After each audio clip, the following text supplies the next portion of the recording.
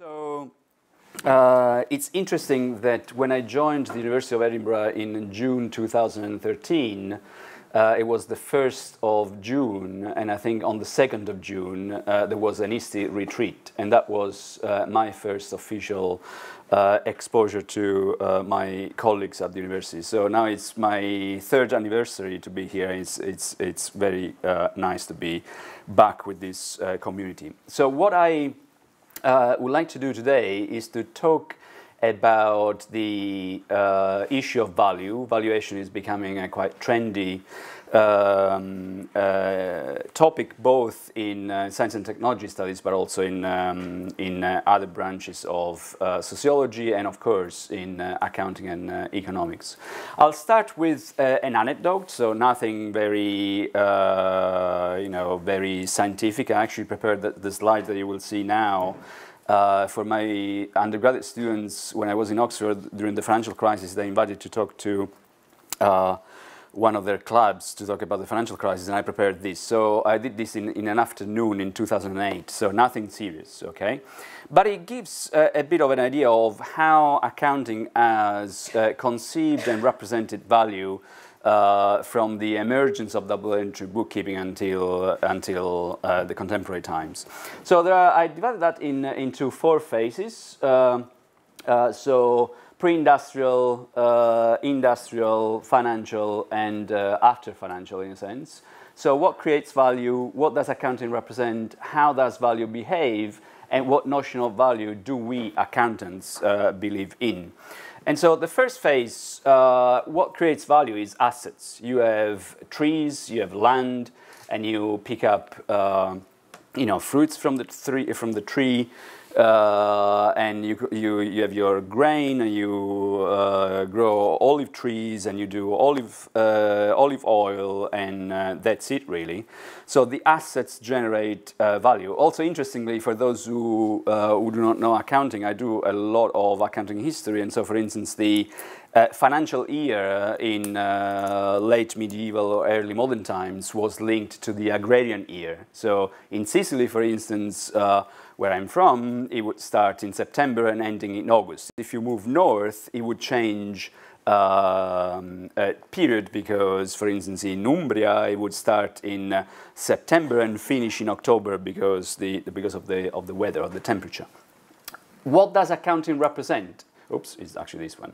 What does accounting represent? Accounting represent assets, liabilities, and the king means of representation was a balance sheet. How did value behave? It was pretty flat. There was not even depreciation. So from a point of view of a technical accounting solution, depreciation was not even invented, because the land stayed of very much the same value. There were fluctuations in market values of the products, but not necessarily in the assets. And what notion of value did they believe in? Realization value. So how much I can sell this grain or olive for. When you start instead with the coordination made by the visible land, and so processes are the things that generate value, the accounting mode of representation changes, and it moves from the balance sheet to the income statement. And so rather than assets and fixed things, flows and processes. So those are the things that we have to try to represent to make sense of what value is. Value then starts to fluctuate, and depreciation emerges to take into account of the consumption of the assets and how that moves into goods and services. And the notion of historic cost emerges, because you want to compare historic costs with the benefit that you realize to do some economic assessment. The third phase, after the, let's say, industrial and towards the post-industrial revolution, or before, with the growing of finance, what creates value is the market. Is what you are able to trade on the market, and the market, not accounting, is the mechanisms through which value is defined. That is, to some extent, the death of accounting. This is why in business schools now you find a few accountants and tons of finance people, because the idea is that markets measure what it's worth. And value becomes very volatile, and the notion of value that the regulator thinks of as the driver of what measures value is fair value, which is basically market value. With the financial crisis, we realize, and also before the financial crisis, we realized that actually fair value is too volatile, that is useless for managing organizations or corporations. And with the financial crisis, we also realized that the market is actually not that perfect mechanism that the economists or finance professors think it is. And so what happens after the crisis? It's managing information, data, and networks that generates value. And I said this is very anecdotal. So value is contextual, value is volatile, value depends on networks. There is Chris Speed in informatics, but also myself and some accounting bodies who talk about value constellations. And so the issue is for accounting, but also for those who are interested in visualization, what kind of representation, what kind of visualization do we have to design to make sense of this volatility of notions of value? Now, those who have heard me in the previous retreat know that I do a lot of history, and I think that history can help in understand what kind of visualizations and how we want to use certain visualizations for understanding the mystery of value. I'll come back to this in a point. In other work of mine, I've done a lot of relationship between the evolution of accounting and the evolution of rhetoric, art of memory, and the humanities. In rhetoric, there were different rhetorical machines that were used to organize your speech. So if you have to remember what you have to talk, there were several graphical and visual artifacts that helped you to do that. One is the grid, which was called Topica, because you design this grid and you create loci in Latin or topois in Greek, and then you organize several dimensions that should help you to remember your talk. But also, let's assume that I do not know what the topic of my speech. So let's assume that I have to talk about watches, and I'm not an expert in watches. How would this visualization would help you to interrogate the mystery of what this thing is, so interrogate the unknown?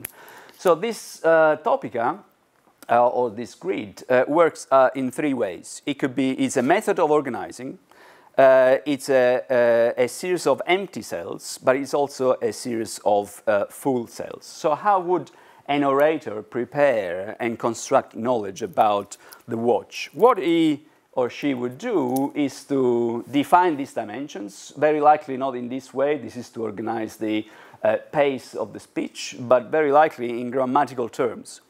So who, what, why, when, whose, and so forth and so on. So the idea was to take your topic, whether it was an ideal or a physical object, and make the topic move across this grid.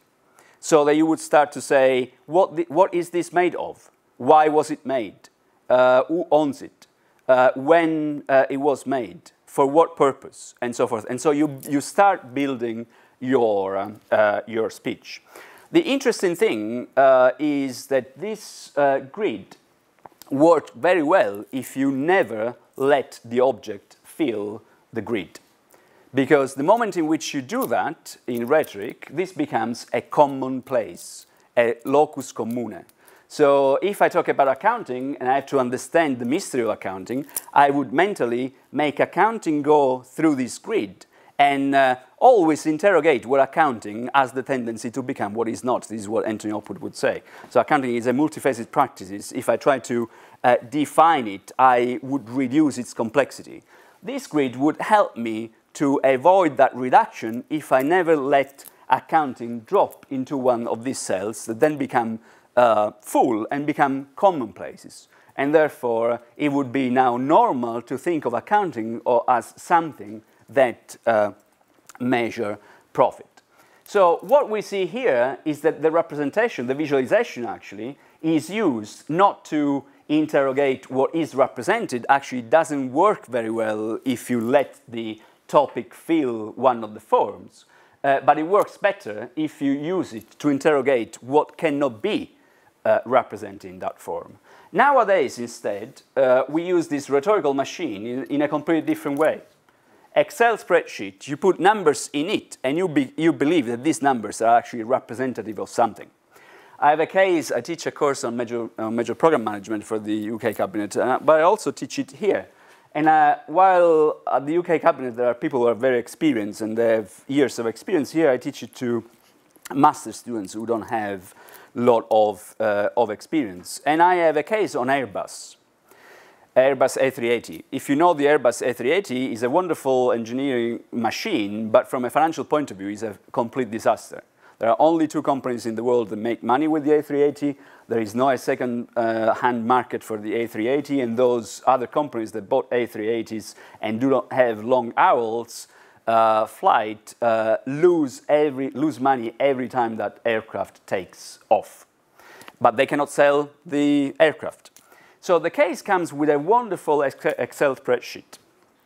And you know, it's very complicated. It has got lots of variables.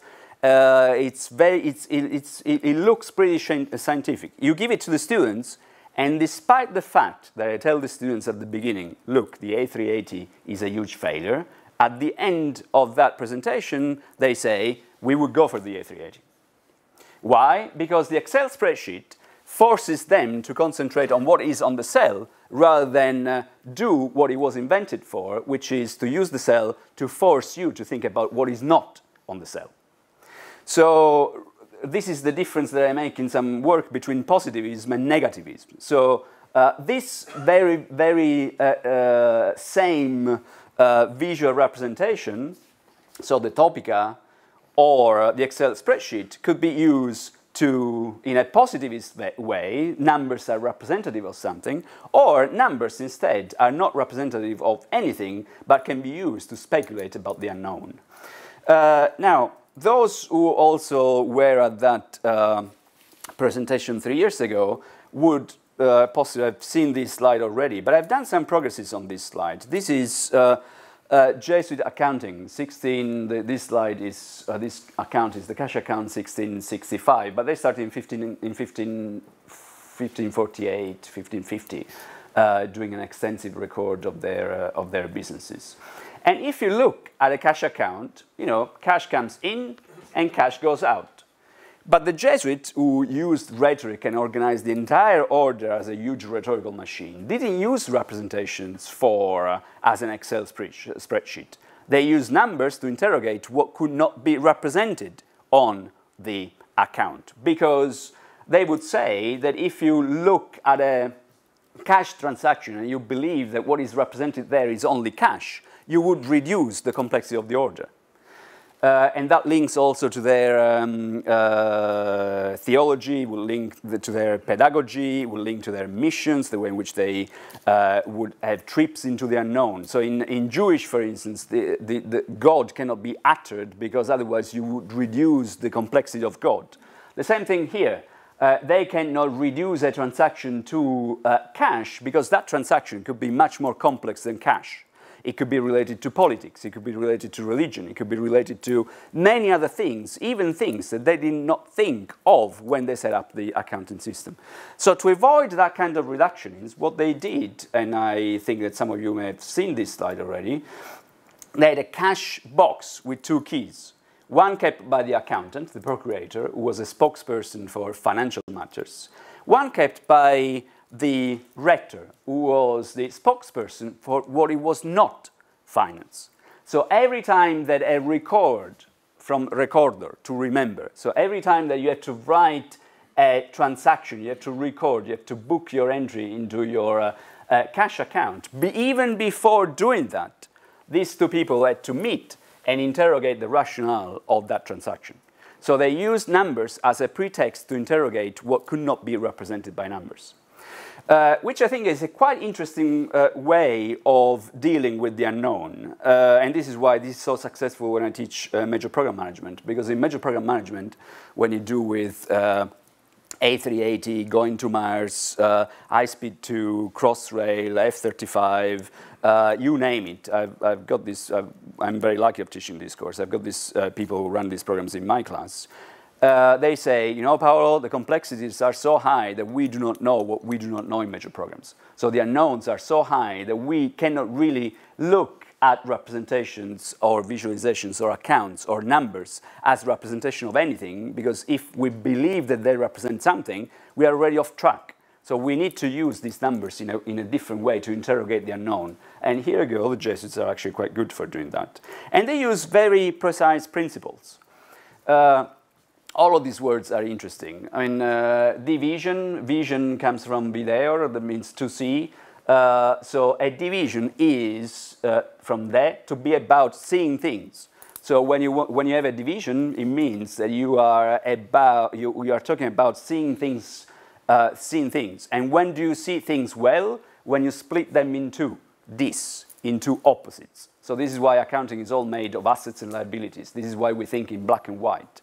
Because the idea is that you have to split them in two, but then you have to explore what is in between. You have to be in between, and you have to be indifferent to these two opposites. So they may have an intention there, but they were quite, so maybe pursuing the glory of God. This is their motto, ad maiorem Dei gloria. But God is empty for them. It's an empty box. So that intention is always intention. It needs always to be reinvented every time you go through the accounting process. And the key for a good program manager or a good Jesuit is to be absolutely indifferent. And I didn't understand 3 years ago when I talked about this slide what for a Jesuit it meant to be indifferent. I understood it. I'm not a religious person. Actually, I'll tell you that I became religious on a Friday afternoon last year, but that's another story related to this. But when this Pope, who is the first Jesuit Pope, was elected, when he came out to the balcony, he broke a few jokes at the beginning, then he became serious. He said the church is in trouble and they call a Jesuit to save the church. Now, let's have a few moments of silence. You create an empty space and time, and you pray for me, right? So you project into this space of communication what you think the church is going to be. I'm not imposing on you what the church is going to be. That is the only way in which you can be in the middle of difference. And so I cannot like Gianmarco more than Karen, because if I like Gianmarco more than Karen, I evangelize Gianmarco, but I lose Karen. So the only way of evangelize you all is to be indifferent, in the middle of difference. So that, for me, was a eureka moment, like an illumination. So I'm quite grateful to this Pope for that. Now, accounting has always interrogated the mystery of value. Always. I'll tell you now why I became religious on a Friday afternoon last July, I think it was, or June. Because I invited Graham Ward, who is the Regius Professor of Divinity at Christchurch, to give a talk about the history of value. And he gave a talk about the history of value from the Old Testament until Adam Smith. And he said at the beginning of the talk, economics has always been a religious practice. And I said, okay, I like Graham, he's a great intellectual, but you have to convince me. And then, after an hour and a half of talking about tons of things that I had no clue of, he said, economics, therefore, is a religious practice because it has always interrogated the mystery of value. And it loses grace after Adam Smith because it reduces that mystery to a number. And at that moment, I add, it becomes pornography. Because you get attracted by the superficial level of the number without going deeper into what that number represents. Now, this, especially in some accounting traditions, like the Italian tradition, or the German tradition, or the French tradition, to some extent the English, but for a very short period of time has always been the case. If in my Accounting 101 exam in Palermo, in my hometown, I would have told my professor accounting represents value very perfectly, my professor would have said, would have done this. Okay, now you go out and you don't come back, or you come back when you understand that accounting cannot represent. Now it's the opposite. So if in a very short period of time. So now people believe, or tend to believe, that accounting produces measures. And even in this university, we are full of measures that are supposed to assess our behavior. But this has never been the case. Even until, I have a date, until 1980, when the fourth European directive came in and the beginning of the accounting standardization started. But until very recently, this was not the case. This is another example where some Italian accountants, very smart people, I would say, devise a system to interrogating the notion of common good.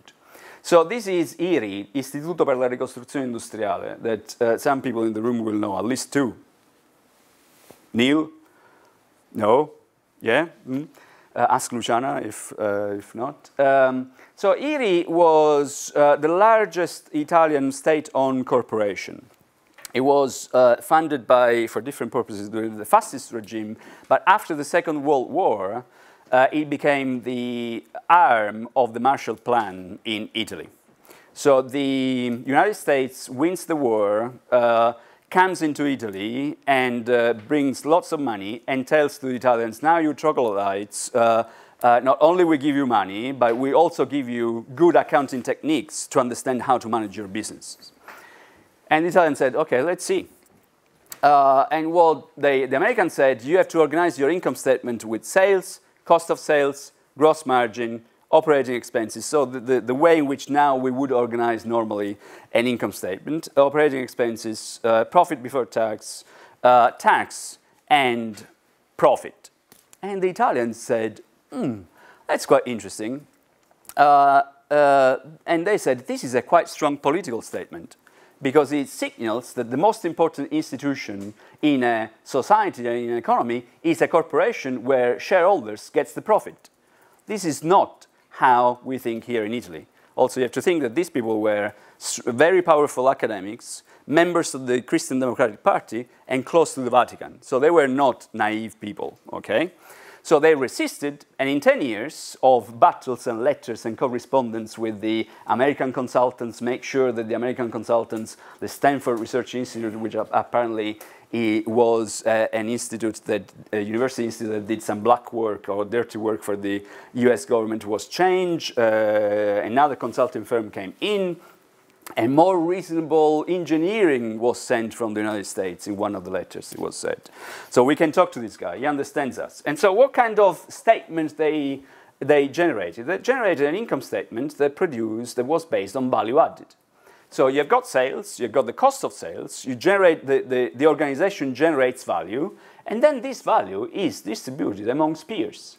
And who are these peers? Employees through salaries, banks through interest expenses, state through income tax, shareholders through dividends, and the firm as the pillar of contemporary capitalism through retained earnings. So this is how they organize the planning and budgeting of IRI. I haven't done any work on any ENI or Enel, the other two big corporations, but you have to think that IRI was a pretty damn big thing. So in the 60s, there is this anecdote. There is now a 6-volume history of IRI, where I have a chapter and I provided all the financial data from the. There was a huge project for this history. There is a chapter that has got a very nice anecdote to tell you the importance of IRI and the importance of this artifact here. If in the 60s you traveled to Italy, you would have traveled either by boat or with an aircraft. If you came from the United States, with a boat, very likely the Michelangelo. Michelangelo was built by Fincantieri, that was owned by IRI. If you flew with an aircraft, you would fly very likely with Alitalia. Alitalia was owned by IRI. Then you land at the airport, you hire a wonderful duetto Alfa Romeo during the Italian Miracle. Alfa Romeo was owned by IRI. Then you move, you go into the motorway, you leave the airport, you leave Fiumicino, which very likely was built also by Iri. You take the motorway, the longest and first motorway in Italy from Naples until to Milan. That motorway was built by Iri. You stop at a petrol station. That petrol station, Agip, was owned by Eni, another state-owned corporation. Then you go to the hotel. You buy actually a panettone. Motta was owned by Iri. You make a phone call through SIP. SIP was owned by Iri. So when they were doing budgeting and planning for Iri, they were doing planning and budgeting for the Italian state. And they were debating the common good. So how do we have to distribute how do we have to produce it, first of all? So do we have to produce it with, siderurgia, how do you say siderurgia? With iron, with metal? Do we have to produce it with nuclear? Do we have to produce it? So first of all, they start discuss what kind of political, industrial policy they want, and then what kind of social policy they want. So how do we want to distribute this? And there were tons of procedures and tons of compromises to interrogate the mystery of value and interrogate the way in which social ordering and economic development in Italy, when Italy was at the peak of its boom in Italy, was done. So accounting is a quite bloody interesting thing, which is not neutral at all in making some ideologies real, or in constructing this ideology, or even more, in interrogating what certain ideologies mean. And so this is what I would like to do in my next few years, which are left to me, depending on how long Quarter Mile will take. So one thing is no one really reflects or knows that the etymology of rationality comes from ratio. Ratio in Latin means account. It doesn't mean reason only. It means account. Il libro delle ragioni is a ledger, is not a book of logic. And ratio means proportion. So the aesthetics of accounting, the fact that you have to be proportioned, you have to be balanced, you have to be indifferent. So you are a good statesman when you do not give too much to the workers or too much to the capitalists. You have to be balanced, because society is a complex thing to balance. There's this beautiful film by Sorrentino, Il Divo, when he interviews Andreotti, who was one of the key figures of the Christian Democrats in Italy during, from 45 until 1992. And he says, people do not understand the responsibility. People do not understand how difficult it is to pursue the common good. And sometimes to pursue the common good, you have to kill. And so he makes a list of people that he was supposed to have killed. And he called them by name: Aldo Moro, Carlo Alberto Dalla Chiesa. So a list of, they all had to die because they believed in truth. They do not understand how dangerous truth can be. So if you think of accounting as something that produces truth, that is very dangerous, because I then like you more than you, and I've lost you forever. So that is not a way of keeping societies, this is Latour, together. It is not the way in which you link soci, members of a community, together through certain ties, and the ties, since the Renaissance, have been kept and accounted for through double entry. This is the work that John Paget does on Italian Renaissance, where he does correlations between double entry records, letters in Renaissance Florence, so correspondence in Renaissance Florence, and family ties, marriages. And you did not have businesses unless you had social ties and family ties. And so accounting is, and the interesting thing is that if you produce a social network analysis of the Florentine Renaissance economy, it's a big black spot. But with double entry, actually, you can follow the threads quite nicely. What I therefore say, and would like to explore a bit more in the future, is that accounting is an instrument to interrogate the mystery of value and judge of the goodness of ties in economies and societies. So in Roman times, every 5 years you had to present your accounts, and you have to see whether you were proportioned with the rest of the community. If you were a slave, but you managed the farm very well, you were made a citizen of Rome. So it is an instrument to interrogate whether societies have proportionate, balanced relationships. And it is also an instrument to pursue reasonable rather than rational choices. Rational choices are impossible to make. Reasonable choices are very possible to make, if you have instruments that allow that, that reason rather than that rationale to be pursued. And so accounting gains legitimacy by making people doubt about something else. So we had a very nice conversation in my flat with Gian Domenico. You may not remember, we were drinking possibly too much. But what I'm coming towards is that accounting does not construct reality. So and this is why this is a question for the entire community, whether we should move beyond constructivism, because accounting does not construct reality. Because if we say that this is a chair, I cannot think that if I throw it at Martin, I can kill it, and I can kill him, and this becomes a weapon, right?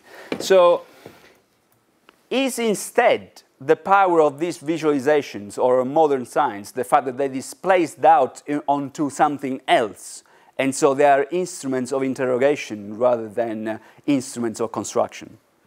And I would possibly leave the question to this crowd, because you may have the answer.